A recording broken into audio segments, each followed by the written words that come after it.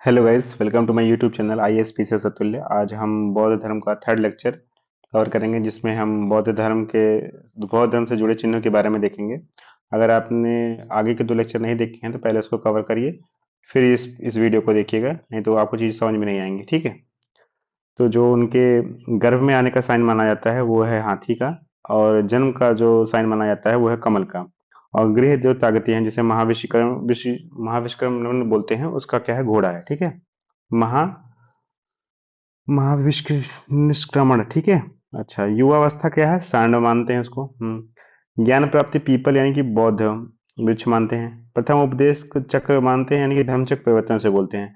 समृद्धि का इनका है शेर का प्रतीक है। निर्वाण का है पद चिन्ह।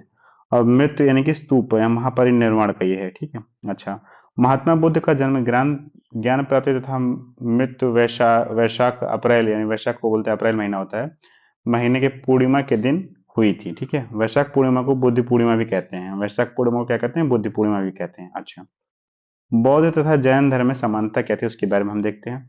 दोनों ने मोक्ष प्राप्ति का तथा पुनर्जन्म में विश्वास किया था। बौद्ध धर्म का मानना था कि अगर आप कोई इच्छा अधूरी रह जाती है तो आपको पुनर्जन्म मिलता है। आपको मोक्ष तभी मिलती है जब आपकी इच्छाएं मर जाती हैं, आपकी कोई इच्छा नहीं होती है, तभी आपको मोक्ष मिलता है। दोनों ने मूर्ति पूजा था तो भगवान के अस्तित्व का विरोध किया था दोनों। ठीक है। और दोनों ने धर्म कांड का विरोध किया था, तो ये दोनों बहुत इंपॉर्टेंट पॉइंट है, याद रखिएगा। दोनों ही हिंदू धर्म से टूटे थे। किससे टूटे थे, हिंदू धर्म से ही टूटे थे।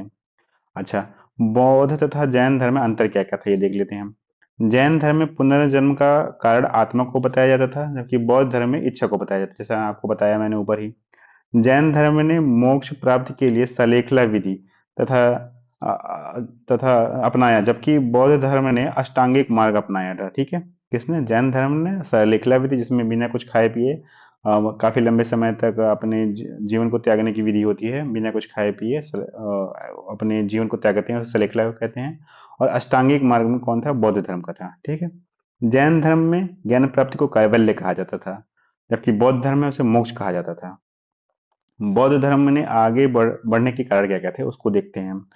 तो जैन धर्म की भाषा जो थी प्रकृति थी, जो कि बहुत कठिन थी, जबकि बौद्ध धर्म की जो भाषा थी वो पाली थी, जो कि उस समय की सबसे लोकप्रिय भाषा थी। अच्छा, जैन धर्म बहुत कठोर नियम थे, जबकि बौद्ध धर्म में नियम सरल थे। जैन धर्म में महिलाओं को सम्मान नहीं दिया गया था, जबकि बौद्ध धर्म में महिलाओं को बराबरी का सम्मान दिया गया था, यानी कि अधिकार उनको, महिलाओं को जो क्या बोलते हैं, सम्मान था, वो बराबरी का था। जैन धर्म में ब्रह्मचर्य तथा अहिंसा बहुत अधिक ध्यान दिया जाता था, जबकि बौद्ध धर्म में इस ओर कोई ध्यान नहीं दिया जाता था। जैन धर्म में निर्वस्त्र रहने का प्रावधान था, और जो अभ्यस्त प्रतीत होता था, जबकि बौद्ध धर्म में निर्वस्त्र रहने का प्रावधान नहीं था। जैन धर्म में केवल दो ही संगीतियां हुई थी, और वो भी 900 वर्ष के अंतराल पर, जबकि बौद्ध धर्म में चार संगीतियां हुई थी और 100 वर्ष के अंतराल पर हुई थी। जैन धर्म को बड़े बड़े राजाओं का समर्थन नहीं मिला था, जबकि जैन धर्म को मानने वाले प्रमुख राजा जो थे चंद्रगुप्त मौर्य तथा खारवेल थे, जबकि बौद्ध धर्म को बड़े बड़े राजाओं का संरक्षण मिला था। और उन्हें मानने वाले, बौद्ध धर्म अपनाने वाले प्रमुख राजा जो थे अशोक, कनिष्क, पालवंश, चीन एवं पूर्वी एशिया आदि थे। ठीक है। अच्छा, जैन धर्म तथा बौद्ध धर्म दोनों के पिछड़ने का कारण क्या था, इसके बारे में हम अगर जानते हैं तो दोनों ही धर्म हिंदू धर्म के कुरीतियों के विरुद्ध आवाज उठाकर आगे बढ़े थे। इन लोगों ने मूर्ति पूजा तथा कर्मकांड का विरोध किया था, किंतु कालांतर में इन लोगों में भी कुरीतियां आ गई थी। इन लोगों ने मूर्ति पूजा और कर्मकांड प्रारंभ कर दिए थे। ठीक है। जैसे ऊपर मैंने आपको पढ़ाया था, सेकंड लेक्चर में कवर किया था। तो इसी के साथ जो बौद्ध धर्म होता है खत्म होता है गाइस। अगर आपको वीडियो अच्छा लगता है तो make sure like and subscribe my YouTube channel. Thank you guys.